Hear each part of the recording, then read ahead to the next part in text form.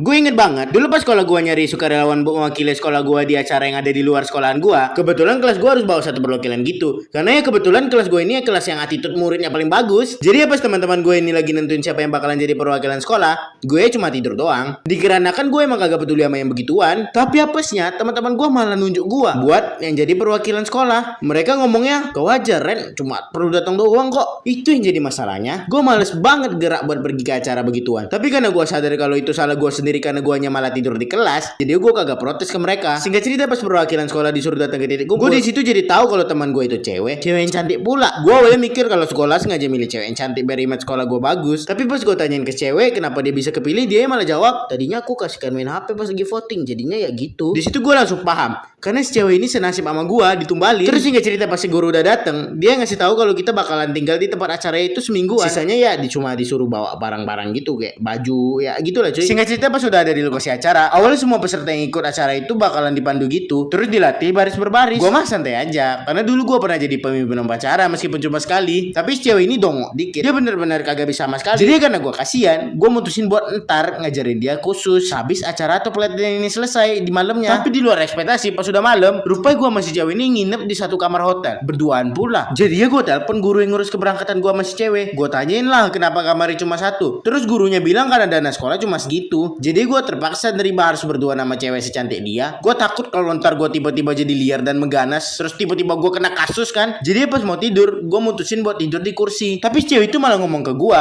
mau di kasur juga lah Ren, empuk loh. Terus dia nepok-nepok kasur gitu. Jadi ya mau kagak mau, gue nurutin apa yang diomongin. Tapi gue tetap jaga-jaga dengan batasin dia sama gue pakai bantal gitu. Terus pas di pagi hari, gue kan bangun duluan tuh. Gue lupa kalau gue ini tidurnya rusuh banget. Pas gue bangun, gue sadar kalau gue lagi pelukan sama si cewek. Karena si cewek ini masih tidur, karena pas itu masih jam 4 pagi. Jadi gue mutusin buat ngelepasin diri dari dia pelan-pelan supaya dia kagak kebangun. Tapi apesnya dia malah ngeratin pelukan dia ke gua. Jadi gue mutusin buat bangunin dia, karena gue pikir kagak mungkin lah gue diem-diem sama dia soal beginian doang untuk 5 hari ke depan. Gue bangunin dia jadinya. Oh ini bangun kocak, sholat.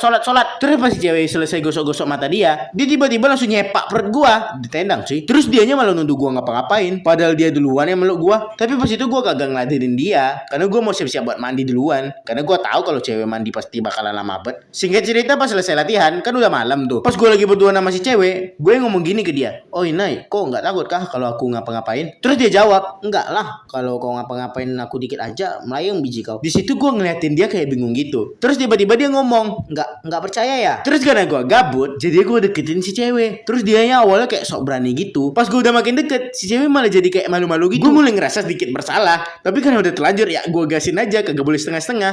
Pas gue udah deket parah sama dia, gue ngomong gini ke dia, kok diam aja Nay. Terus si cewek ngejawab, kalau rame lanjut part 2.